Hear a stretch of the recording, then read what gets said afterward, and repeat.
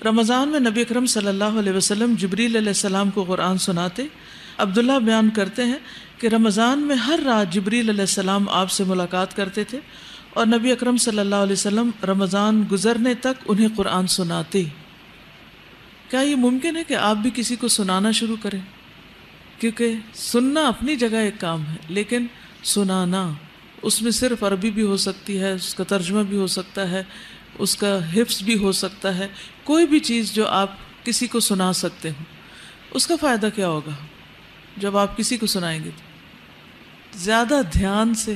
Consciously سمجھیں گے، پڑھیں گے اور پھر سنائیں گے۔ اگر آپ کسی کو ناظرہ سنا رہے ہیں تو آپ کو تجوید کی غلطیوں کی فکر ہوگی، اس کی اصلاح کریں گے۔ اگر اپنا حفظ سنا رہے ہیں تو اس کو پکا کرنے کی فکر ہوگی، اگر ترجمہ سنا رہے ہیں تو اس کو سمجھنے کی فکر ہوگی۔ تو اس سارے عمل سے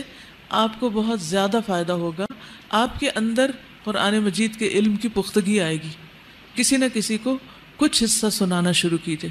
چاہے اپنے بہن بھائیوں کو، اپنے شوہر کو، اپنے بچوں کو، 1-2 آیات، 3 آیات، 5 آیات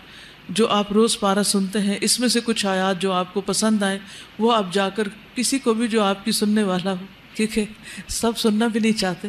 اور بعض اوقات لوگ سمجھتے ہیں کہ آپ ان پہ مسلط ہو گئے، لیکن جو خوشی سے آپ سے سننا چاہیں، اگر خوشی نہ بھی ہو تو ناخوشی بھی نہ ہو، درمیان ہی معاملہ ہو، اور کچھ نہیں تو آپ اپنے گھر کے بزرگوں کو سنا سکتے ہیں، وہ بیچارے ترستے ہیں کہ ان سے کوئی بات کرے، تو اگر اس بہانے آپ ان کو سنائیں گے تو اس سے آپ انشاءاللہ بہت زیادہ فائدہ پائیں گے۔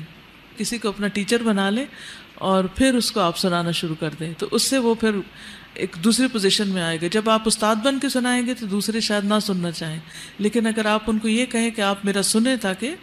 مجھے بتائیں کہ میں کیسا پڑھتی ہوں، یا کیا میں ٹھیک پڑھ رہی ہوں، یا کیا میں صحیح سمجھ رہی ہوں، تو ہر ایک کو جو جو چیز سوٹ کرتی ہے وہ کرے، لیکن